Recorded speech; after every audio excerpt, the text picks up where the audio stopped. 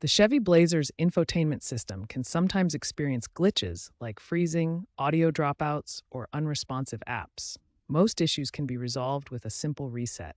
Most problems can be fixed with a reset, which comes in two main types: soft reset and hard reset.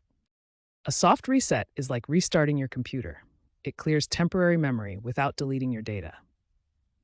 Press and hold the power button on the infotainment screen for about 10 seconds, or turn the car off. Wait a minute, then restart. This method is quick and easy for most glitches. For audio dropouts or sound problems, first check the physical wiring.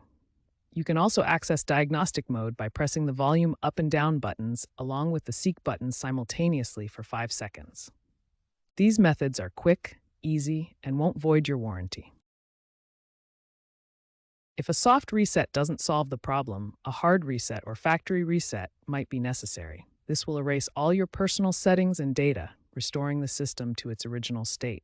To do this, navigate through the Settings menu, Settings, System, Reset, Factory Reset. Be warned that you might need a PIN to confirm, and you will lose saved radio presets and paired devices, so back up any important data beforehand. For display problems, try recalibrating through hidden menus, which may involve tapping the screen's corners in a specific sequence, or update the firmware via USB if available.